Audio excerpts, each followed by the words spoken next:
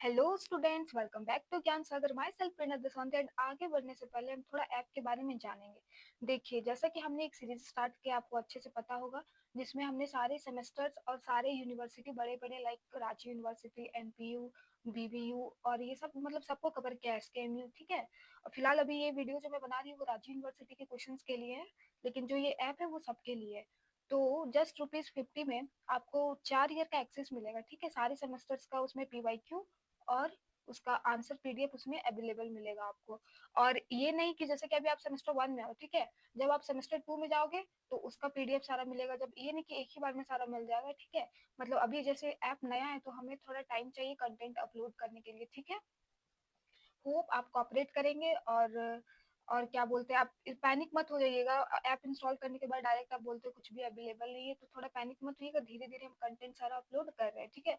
हाँ, और यह है कि एग्जाम से पहले आपको सब कुछ मिल जाएगा। ओके, सो थोड़ा सा कोऑपरेट कीजिएगा। देख लीजिए ऐप के बारे में। हाँ, और आप जिस कोर्स को खरीदना चाहते हैं और जिस यूनिवर्सिटी के लिए, उसको थोड़ा सा देख लीजिएगा। लाइक देखिए, मैं एग्जांपल आपको दे रही हूँ। ठीक है, ये अलग अलग है सबका, ये बना हुआ है थंबनेल आपको दिखेगा अलग अलग। जैसे ये रांची यूनिवर्सिटी और एनपीयू पलामू दोनों के लिए, तो आप सेमेस्टर 1 से 6 तो आप इसको बाई कीजिएगा। ठीक है, समझ लिए हैं। और अगर आप फिर से, अगर आप क्रिएट अकाउंट कब कीजिएगा, जब आप पहली बार उस पर लॉग इन कर रहे हैं। अगर बाद में आपको कभी करोगे तो उसमें लॉग इन करना है। ठीक है, डायरेक्ट लॉग इन करने से आपका नहीं खुलेगा, पहले अकाउंट क्रिएट करना होगा। और ये आइकन है, हमारा लोगो है, आप इसको देख के कीजिएगा। प्ले स्टोर में भी मिल जाएगा और ऐप के लिंक अभी जो मैं बता रही हूँ उसके डिस्क्रिप्शन बॉक्स में भी मिल जाएगा। ठीक है, तो चलिए सबसे पहले हम क्वेश्चन डिस्कस करते हैं, उसके बाद कुछ इंपॉर्टेंट क्वेश्चन। चलिए गाइस, तो स्टार्ट करते हैं। ओके, तो आपका हम सिलेबस कौन सी यूनिवर्सिटी का कर रहे हैं, तो रांची यूनिवर्सिटी का डिस्कस कर रहे हैं। सेमेस्टर 1 जो मेजर पेपर 1 है, और पेपर का नाम क्या है, principle of sociology. Okay, passing marks आपको पता है कितना है, 40 मार्क्स है। ओके, और हाँ, आपसे एक रिक्वेस्ट है कि आप एटलीस्ट 40 मार्क्स तो लेके ही आना, क्योंकि पता है एक बार बैक लग जाता है ना तो बहुत दिक्कत होता है। फिर पता है एग्जाम ही नहीं लेने खोजता यूनिवर्सिटी, बहुत दिक्कत हो जाता है। और आपका पता है ओवरलैप मतलब करने टाइम मतलब होगा नहीं पूरा पूरी, लेकिन पता चलेगा आज मेरा सेमेस्टर 3 का एग्जाम दे रहे हैं, सेमेस्टर 2 का दे रहा है, और मेरा सेमेस्टर 1 का जस्ट 2 दिन बाद है। ऐसे हो जाता है सिचुएशन, इसीलिए आपसे रिक्वेस्ट है कि आप अच्छे से लिख के आना। ओके, तो चलिए स्टार्ट करते हैं। पेपर का क्या नाम है, principle of sociology. That mean देखिए, अभी सिलेबस आपका इंग्लिश से है, लेकिन क्वेश्चन आंसर दोनों हिंदी इंग्लिश से है। ओके, तो ऐसे मत सोचिएगा कि बस इंग्लिश से है। ठीक है, सिलेबस इंग्लिश से है। ओके, तो चलिए प्रिंसिपल ऑफ सोशियोलॉजी। तो देखिए हम लोग इसमें क्या पढ़ेंगे, सोशल स्ट्रक्चर पढ़ेंगे, सोसाइटी का, सोसाइटी का अरेंजमेंट कैसा है, पैटर्न कैसा है रिलेशनशिप का, सोशल चेंज क्या क्या हो रहा है, और क्या पढ़ेंगे, ठीक है, ट्रांसफॉर्मेशन पढ़ेंगे, इवोल्यूशन पढ़ेंगे, किसका, तो सोसाइटी का पढ़ेंगे। और इनइक्वालिटी पढ़ेंगे। ठीक है, अनइक्वल रिसोर्सेज पढ़ेंगे, पावरफुल कौन ज्यादा पावरफुल है, कौन पावरलेस है, किसको ज्यादा अपॉर्चुनिटी मिल रहा है, किसको कम मिल रहा है, कौन सा ग्रुप पीछे है आगे है, ये सब आपको इसमें पढ़ना है। प्रिंसिपल ऑफ क्या, सोशियोलॉजी। और यूनिट आपका डिवाइडेड है, तो चलिए यूनिट एक एक करके हम लोग डिस्कस करते हैं। ओके, चलिए। और हाँ, इस चैप्टर में आपको सिखाएगा कि एज अ सोशियोलॉजिस्ट कैसे सोचना है। ठीक है, कॉमन सेंस से तो हम लोग सब सोचते हैं, जो लेकिन सोशियोलॉजिस्ट रहता है, रीड बिटवीन लाइन वाला हाल हो जाता है, जो दिख रहा है वो नहीं, जो उसके अंदर क्या छिपा हुआ है वो सबको वो लोग देखता है। ठीक है, तो चलिए एक एक करके हम लोग डिस्कस करते हैं। ठीक है, तो चलिए यूनिट 1 क्या है आपका, सोशियोलॉजी, डिसिप्लिन एंड पर्सपेक्टिव। और पहला पॉइंट क्या है इसका, आपका अनुशासन को देखना है। चलिए, थिंकिंग सोशियोलॉजिकली। ठीक है, मतलब क्या है, थिंकिंग सोशियोलॉजिकली, आपको कैसे सोचना है, सोशियोलॉजिस्ट की तरह। ठीक है, हम लोग as a common sense, as a हम लोग डेली लाइफ में तो डेली सोचते हैं, डेली सोशल सोसाइटी को ऑब्जर्व करते हैं। ठीक है, लेकिन क्या करते हैं कि हम लोग बस एज्यूम करते हैं सिचुएशंस को। ठीक है, कोई मेरे सामने बुरा बन रहा है, लेकिन हम उसको जज कर लिए कि हाँ वो बुरा है, लेकिन उसके पीछे का कारण हम कभी जानना नहीं चाहते हैं। तो क्या हो जाता है, एक इंडिविजुअल का अलग अलग ये बन जाता है, छवि बन जाता है अलग अलग इंसान के पास। ठीक है, तो ये सब होता है, हम लोग कॉमन सेंस से ही ना सब कुछ करते हैं, बताइए। ठीक है, और इसमें हम लोग क्या करेंगे, how to think like a sociologist. Okay, इसका मतलब क्या है, जो आपको दिख रहा है वही सही है, या वही सिर्फ आपको दिख रहा है, या फिर इसका उद्देश्य कुछ और है, कुछ और था, या फिर कुछ होने वाला है, समझे। तो रिजल्ट वगैरह सब हम लोग क्या करते हैं इसमें लेके सोचते हैं। ठीक है, चलिए इसके अंदर ना ये दिया हुआ है कि मतलब बहुत सारे जो ये हैं सोशियोलॉजिस्ट है, उनका नाम है, वो क्या बोलते हैं, क्या सोचते हैं उनका है। जैसे कि है जॉनसन एलन जी, ठीक है। तो इनका क्या है, the forest and the trees. तो वो ना फॉरेस्ट को क्या बताएं, सोसाइटी बताएं, और ट्रीज को क्या बताएं, ह्यूमन बताएं, ठीक है। तो एक एक करके आप इसका अंदर डायरेक्ट क्वेश्चन आंसर में हम लोग देख लेंगे अगर मिलेगा तो। ओके, तो चलिए। और दूसरा टॉपिक क्या है, 1.2 इमरजेंस ऑफ सोसाइटी। ठीक है, इमरजेंस ऑफ सोसाइटी का क्या मतलब है कि सोशियोलॉजी कब बिगिन हुआ है, ठीक है। जैसे कि हुआ था एज अ सब्जेक्ट। सोसाइटी तो आज हमारा जब से ये बना हुआ है, जब से हम लोग सारे सभ्यता या जहाँ से भी स्टार्ट किए हैं, तब से ये सब स्टार्टिंग है। लेकिन हमको इसको पढ़ना कहाँ से शुरू किए, अध्ययन करना कहाँ से स्टार्ट किए, तो 19th सेंचुरी से एज अ सब्जेक्ट हम लोग इसको क्या करने लगे, कंसिडर करने लगे। ओके, यहाँ पे पीपल क्या करने का कोशिश करते हैं, तो एक दूसरे को समझने का कोशिश करते हैं, सोसाइटी में चेंज का जो चेंज हो रहा है उसको समझने का कोशिश करते हैं, और क्यों हो रहा है। देखिए हम लोग तो नहीं सोचेंगे, आम आदमी नहीं सोचेंगे, लेकिन जो सोशियोलॉजिस्ट है वो लोग क्या करेंगे कि सोचेंगे कि इतना रिवोल्यूशन या फिर ट्रांसफॉर्मेशन आ कैसे रहा है, तो कैसे आ रहा है, अर्बनाइजेशन से आ रहा है, इंडस्ट्रियलाइजेशन से आ रहा है, और मैंने मोर फैक्टर हो सकता है। इंडस्ट्रियलाइजेशन से कैसे आ रहा है, जैसे कि अर्बनाइजेशन से कैसे आ रहा है। अब गांव का आदमी और शहर का आदमी में कितना फर्क होता है, उनके कल्चर में, उनके रहन सहन में, खान पान में। तो देखिए अगर वहाँ पे अर्बनाइजेशन, शहरीकरण नहीं होता, तो क्या वो लोग का पहनावा ओढ़ावा चेंज होता गांव में, और उसमें फर्क ही क्या रहता। इसके लिए बताया कि वो लोग कॉज को ढूंढने का प्रयास किए और उसी का अध्ययन करते हैं, ठीक है। तो चलिए नेक्स्ट मूव करते हैं यूनिट 2 में, sociology and other social science, ठीक है। तो इसमें क्या होता है कि देखिए सोशियोलॉजी तो है ही, समाज शास्त्र तो है ही, ये अदर सामाजिक विज्ञान से कैसे जुड़ा हुआ है, तो ये बताता है कि कनेक्ट करता है रिलेशनशिप को, तो कैसे, तो सोशल एंथ्रोपोलॉजी जो होता है, हिस्ट्री होता है, फिलोसफी होता है, इससे ये कैसे कनेक्टेड है, कैसे रिलेशन रखता है, ठीक है। जैसे हम लोग क्या एंथ्रोपोलॉजी में क्या पढ़ते हैं, स्टडी ऑफ कल्चर, तो वो सोशल साइंस का ही, सॉरी सोशियोलॉजी का ही पार्ट हो सकता है कि नहीं, बताओ, है, हो सकता है। अब फिलोसफी तो स्टडी ऑफ आइडियाज है ना, हिस्ट्री स्टडी ऑफ पास्ट, तो सारा हम कंबाइन करके हम एक सोसाइटी का निर्माण होता है कि नहीं, बहुत सारा चीज रहता है। चलिए दूसरा इधर हो गया, हाँ चलिए। यूनिट 3 में क्या है, बेसिक कंसेप्ट। आपको बेसिक कंसेप्ट पढ़ना है किसका, तो इंडिविजुअल एंड ग्रुप का, ठीक है। इंडिविजुअल और ग्रुप का पढ़ना है। तो देखिए इंडिविजुअल एग्जिस्ट कर सकता है क्या विदाउट ग्रुप का, बताइए। हाँ, ये हम लोग को सिखाता है ये सेक्शन जो हम लोग इसमें पढ़ेंगे, basic concept, individual and group है, एसोसिएशन है, इंस्टीट्यूशन है, सोसाइटी एंड कल्चर है। इसमें हम पढ़ेंगे और सीखेंगे कि क्या एक एक इंडिविजुअल एग्जिस्ट नहीं कर सकता है कि नहीं, वो श्योरली वो पार्ट ऑफ क्या होगा, कोई भी ग्रुप का होगा। कैसे होगा, आप बोलिएगा मैं कोई ग्रुप में नहीं रहता, कैसे नहीं रहता है, तुम्हारे फैमिली भी तो एक ग्रुप ही हुए कि नहीं, हाँ बताओ। फैमिली भी एक ग्रुप है, फैमिली, चलो अब बोल दोगे कि हम बहुत इंट्रोवर्ट है, हम घर से बाहर ही नहीं निकलते, तो हम इंडिविजुअल में तो नहीं होगा, क्योंकि फैमिली भी क्या है, एक ग्रुप का ही पार्ट है, एक इंस्टीट्यूशन का, ठीक है। तो चलिए स्कूल हो गया, फैमिली हो गया, फ्रेंड हो गया, कम्युनिटी हो गया, ये सब सब क्या हो गया, आपका ग्रुप हो गया, ठीक है। तो चलिए, हाँ, एक इंडिविजुअल से सोसाइटी जरूर बनता है कि नहीं। तो नेक्स्ट मूव करते हैं, सोसाइटी एंड कल्चर। तो हमको इसमें पढ़ना है कि सोसाइटी और कल्चर में क्या होता है। सोसाइटी क्या है, group of people living together, यही होगा ना सोसाइटी का एग्जांपल, क्या होगा, group of people living together. देखते हो एक फ्लैट में 10 ये है, एक अपार्टमेंट में 10 फ्लैट है, तो 10 तरह के, कभी कभी धर्म के, रिलीजन के आ जाते हैं, कल्चर के, लेकिन वो क्या करते हैं, सब मिलजुल के करते हैं। दैट मीन क्या, वो एक सोसाइटी का निर्माण कर रहे हैं कि नहीं। तो चलिए सोसाइटी एंड कल्चर को बता दिए। अब देखते हैं हम लोग unit 4, major perspective in sociology, ठीक है। उसका पार्ट क्या है, फंक्शनलिज्म। तो देखिए the perspective sees a system with a part working together. मतलब क्या है कि जैसे हमारा बॉडी का सारा ऑर्गन कैसा एक दूसरे से कनेक्ट होके काम करते हैं, वैसे ही हम लोग को क्या है, सोसाइटी और उसके लोगों से है कि नहीं। अगर एक भी कुछ ये हो गया तो हमारा बॉडी अच्छे से वर्क नहीं करेगा, इसीलिए इसको किसी बॉडी ऑर्गन से क्या क्या कंपेयर किया गया है, ठीक है। और इसमें क्या होता है, हर एक इंस्टीट्यूशन क्या करता है, समाज को स्टेबल रखने का प्रयत्न करता है कि नहीं। हर एक इंस्टीट्यूशन, इंस्टीट्यूशन क्या हो गया, जो फैमिली फ्रेंड, जो एक सिस्टम तरीके से चले, एजुकेशन, ठीक है। और एसोसिएशन क्या हो गया, जैसे क्लब वगैरह, ठीक है। तो चलिए दूसरा 4.2 क्या है, कन्फ्लिक्ट पर्सपेक्टिव। कन्फ्लिक्ट पर्सपेक्टिव, अब देखिए बहुत सारा कन्फ्लिक्ट भी होगा ही ना, बिटवीन किसका, रिच पुअर के बीच में होगा, पावरफुल पावरलेस के बीच में होगा, इनइक्वालिटी के लिए होगा, स्ट्रगल के लिए होगा। होता नहीं है कि अब देखिए छोटे जाति लोग को आरक्षण दिया जाता है, ठीक है, छोटे जाति मतलब एसटी एससी लोग को आरक्षण दिया जाता है, वहीं जनरल वाले को नहीं दिया जाता है।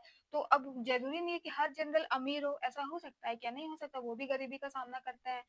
तो बहुत सारा मतलब क्या बोले अब, बहुत अच्छा अच्छा मार्क्स लाके भी छूट जाता है जनरल वाला लोग कभी कभी। तो इसमें हम लोग क्या हो रहा है, डायरेक्ट इनडायरेक्ट एक स्टूडेंट ग्रुप क्या हो रहा है, इनइक्वालिटी का शिकार हो रहा है कि नहीं, स्ट्रगल कर रहा है कि नहीं, बताइए। हाँ, रिच और पुअर के लिए हो गया, पावरफुल पावरलेस के लिए हो गया, किसी के पास पावर है तो वो जो घंटों घर जो लाइन में है उसको छोड़ के डायरेक्ट वीआईपी लाइन में घुस के करवा लेगा काम। तो इनइक्वालिटी समाज में ऑटोमेटिक आ जाता है, ठीक है, अपने पावर को यूज करने से ही, जरूरी नहीं है कि वो बोल के ही करेगा कि हम अपने पावर को यूज कर रहे हैं, देखो बिना बोले भी हम लोग समझ सकते हैं। चलिए पहला क्वेश्चन क्या है, सो अब हम लोग क्वेश्चन डिस्कस करेंगे जो कि हिंदी में भी है, ठीक है। चलिए, समाज शास्त्र को एक अनुशासन डिसिप्लिन के रूप में परिभाषित कीजिए, सोशियोलॉजिकल थिंकिंग की विशेषताओं की व्याख्या कीजिए। तो हमको क्या बताना है कि सोशियोलॉजी को क्या एक डिसिप्लिन एक अनुशासन तरीके से हमको उसको डिफाइन करना है, सोशियोलॉजिकल थिंकिंग की विशेषताओं को बताना है। तो उत्तर क्या है, समाज शास्त्र एक वैज्ञानिक अनुशासन है जो मानव समाज, उसके व्यवहार, संस्थाओं, समूहों तथा सांस्कृतिक प्रक्रियाओं का अध्ययन करता है। तो सोशियोलॉजी क्या करता है, एक ऐसा डिसिप्लिन है साइंस का जो मानव समाज को का क्या करता है, उसके बिहेवियर का, उसका इंस्टीट्यूशन का, उसका ग्रुप का, उसका कल्चर का, सब कुछ का क्या करता है, स्टडी करता है, ठीक है। अन्य सामाजिक विज्ञानों से भिन्न समाज शास्त्र समाज की संपूर्ण संरचना और पारस्परिक संबंधों को समझने पर केंद्रित रहता है। जो बाकी सोशल साइंस है वो सबसे अलग, सोशियोलॉजी क्या करता है, एक होल, एज अ होलसम हम लोग समझने का कोशिश करते हैं, उसके रिलेशनशिप को समझने का कोशिश करते हैं, ठीक है। चलिए, सोशियोलॉजिकल थिंकिंग क्या है, तो सामान्य ज्ञान या कॉमन सेंस से परे जाकर समाज को गहराई से विश्लेषित करना, ठीक है। एज हम लोग कॉमन सेंस से जो किसी को भी जज कर देते हैं, कुछ भी बोल देते हैं या फिर जैसा समझ लेते हैं सोसाइटी को, वैसा नहीं है, उसके अंदर गहराई में जाके उसको समझना क्या है, सोशियोलॉजिकल थिंकिंग है, ठीक है। चलिए, तो जैसे कि हम किसी को बोल देते कि अरे उसका बिहेवियर सही नहीं है ना, तो हम उसको जज कर लेंगे कि उसका एज अ बिहेवियर वो जीरो है। लेकिन अब वो उसी ग्रुप से बिलोंग करता है, उसी समाज से बिलोंग करता है जहाँ उसका लैंग्वेज ही वैसा है, वैसे उन लोग का बोलचाल ही है, वो लोग समझता ही नहीं है कि हम लोग गलत बोल रहे हैं या सही बोल रहे हैं। तो मतलब ये क्या हो गया, पार्ट ऑफ सोशियोलॉजिकल थिंकिंग हो गया। जो आप उसको एज अ जज कर दिए ना, वो सोशियोलॉजिस्ट कभी नहीं कर सकता। वो समझेगा कि इसके पीछे उसका एक समाज का हाथ, एक सोसाइटी का, जो कि वो लोग का रहन सहन खान पान ही वैसा है कि नहीं। तो चलिए, जैसे एलन जॉनसन ने कहा है द फॉरेस्ट एंड ट्रीज में बताया है कि समाज को केवल व्यक्ति ट्री से नहीं बल्कि संपूर्ण संरचना फॉरेस्ट से समझना चाहिए। अगर आप जंगल को समझना चाहते हैं ना, तो बस आप पेड़ देख के नहीं समझ सकते, पूरा जंगल को आपको क्या करना पड़ेगा, देखना पड़ेगा, है कि नहीं। चलिए, समझना चाहिए। इस प्रकार समाज शास्त्र सोच व्यक्ति के अनुभवों को सामाजिक संरचना, संस्कृति और संस्थाओं से जोड़कर रखती है। इसकी मुख्य विशेषताएं क्या है, समाज को वैज्ञानिक दृष्टि से देखना, ना कि हम लोग कॉमन सेंस से जो जज कर देते हैं। दूसरा क्या है, व्यक्तिगत अनुभवों को सामाजिक पर्सपेक्टिव से जोड़ना, मतलब इंडिविजुअल के एक्सपीरियंस से क्या करते हैं हम लोग, कनेक्ट करते हैं, ठीक है। 3 नंबर क्या है, सामान्य ज्ञान और पूर्वाग्रह से अलग होकर विश्लेषण करना। 4th में क्या है, समाज की तरह नीचे छिपे कारणों को की खोज करना। यही है कि हम लोग हम तो उसके बारे में थोड़ा सा जान लेते हैं, आपको ऐसा आपके ग्रुप सर्कल में कि कोई मिल जाएगा, लेकिन आप उसके अंदर या फिर उसके कारण पीछे का कारण जानने की प्रयत्न नहीं करते हैं, जो कि एक सामाजिक मतलब सोशियोलॉजिस्ट जो करता है, ठीक है। चलिए, क्वेश्चन नंबर 2, समाजशास्त्र की उत्पत्ति के ऐतिहासिक कारणों पर प्रकाश डालिए। उसका उत्पत्ति कहाँ से हुआ है, तो ये देखेंगे हम लोग। समाजशास्त्र एक आधुनिक विज्ञान है जिसकी उत्पत्ति 18वीं और 19वीं शताब्दी में यूरोप में हुई। तो कहाँ हुई थी, यूरोप में हुई थी। आपका ये अगर एक मार्क्स का भी ये वाला आ सकता है, ठीक है, कि कहाँ हुई और कब हुई। इसके पीछे कई ऐतिहासिक कारण थे, जैसे साइंटिफिक रिवोल्यूशन, वैज्ञानिक क्रांति। तो कैसे थी, तो 16वीं और 17वीं शताब्दी में विज्ञान के प्राकृतिक घटनाओं को समझने का नया दृष्टिकोण दिया। इसी से सामाजिक जीवन के अध्ययन हेतु वैज्ञानिक पद्धति का प्रयोग संभव हुआ, ठीक है। साइंटिफिक रिवोल्यूशन में ये आ जाएगा। इंडस्ट्रियल रिवोल्यूशन क्या है, इंग्लैंड में 18वीं शताब्दी में औद्योगिक क्रांति ने उत्पादन, शहरीकरण और वर्ग संघर्ष को जन्म दिया। क्या दिया था? तो अर्बनाइजेशन को, प्रोडक्टिविटी को, ये सबको क्या किया? जन्म दिया। इससे नए सामाजिक प्रश्न सामने आए, ठीक है? कि अब वो ज्यादा, उसके पास प्रोडक्टिविटी है, ज्यादा है, तो वो ऐसे मौत से ही रहेगा ना कि सब सेम रहेगा, इक्वल रहेगा। तो यही है इंडस्ट्रियल रिवॉल्यूशन। फ्रांसीसी क्रांति, फ्रेंच रिवॉल्यूशन, स्वतंत्रता, समानता और बंधुत्व के आदर्शों ने समाजशास्त्र को सामाजिक परिवर्तन और लोकतांत्रिक मूल्यों के अध्ययन की दिशा दी।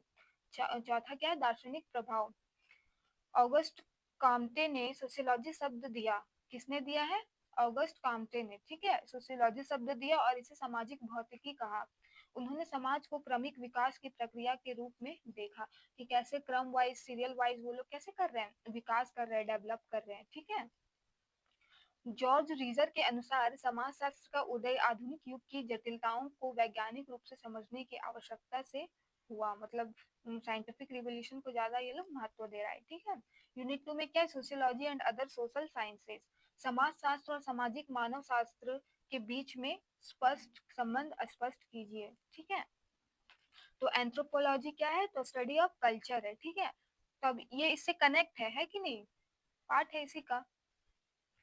समाजशास्त्र और सामाजिक मानव शास्त्र दोनों ही मानव जीवन का अध्ययन करते हैं, ठीक है। दोनों ही ह्यूमन लाइफ का क्या करते हैं? स्टडी करते हैं। इनके दृष्टिकोण और क्षेत्र में कुछ विभिन्नताएं हैं और कुछ समानताएं हैं, कुछ डिफरेंसेस है और कुछ सिमिलैरिटी है। तो पहले हम लोग सिमिलैरिटी देखेंगे, ठीक है।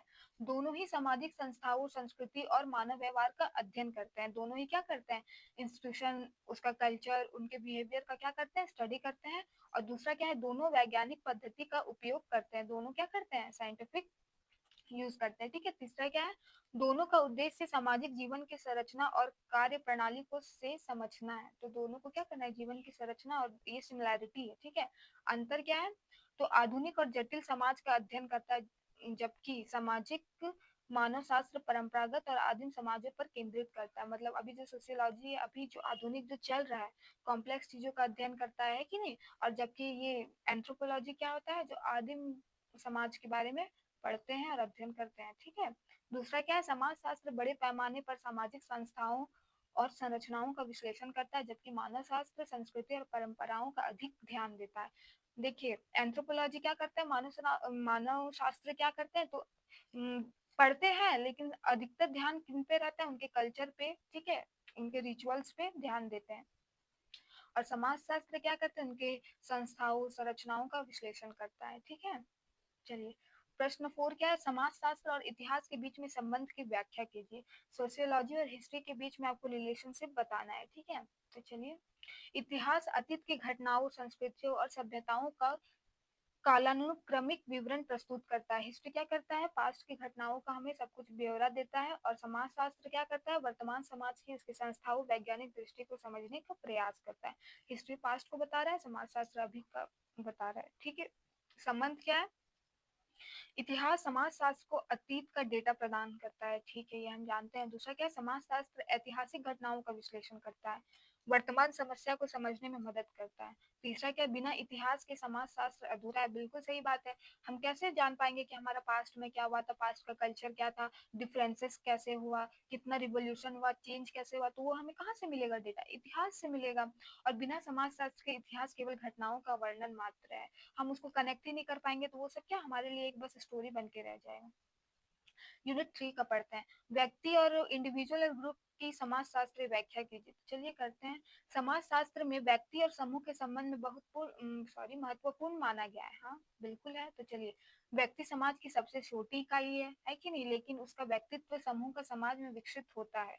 देखिए, क्या है, हमारे बॉडी का सबसे छोटा यूनिट क्या है? सेल है। लेकिन सेल से ही क्या होता है? पूरे बॉडी का हमारा निर्माण होता है कि नहीं? वैसे ही मनुष्य समाज के लिए क्या है? सबसे छोटी इकाई एक मनुष्य होता है, एक सबसे छोटी व्यक्ति होता है, इंडिविजुअल होता है। उसी से क्या होता है? एक बड़ा ग्रुप का ये होता है, ग्रुप। वही ग्रुप जब और बड़ा हो जाता है तो क्या हो जाता है? एक सोसाइटी का आकार ले लेता है कि नहीं? उसके व्यक्तित्व का, देखिए, आप किसी से प्रेरित हैं, जैसे आप सलमान खान से प्रेरित हैं, ठीक है।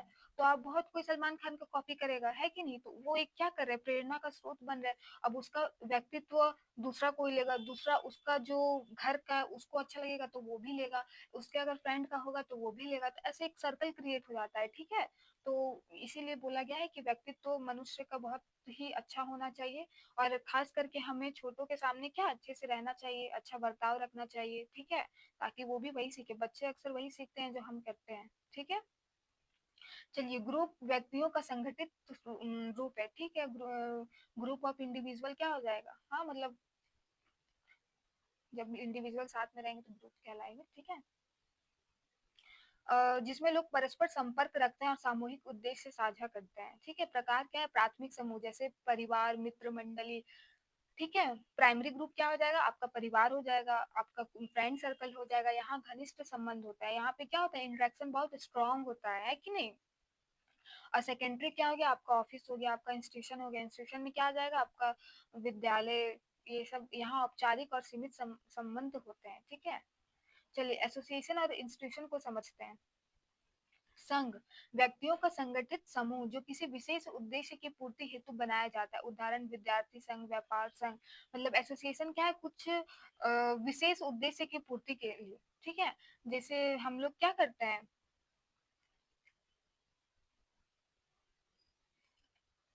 क्या करते हैं कि मान लीजिए हम लोग को ये हम लोग को कोई बिजनेस करना है, ठीक है? तो हम लोग क्या करेंगे, पहले ग्रुप बनाएंगे, उसमें हम लोग मीटिंग करेंगे, ये करेंगे वो करेंगे, तो उसी प्लानिंग प्लॉटिंग करेंगे, तो उसी को क्या बोल देंगे, किसी उद्देश्य की पूर्ति है, तो ठीक है?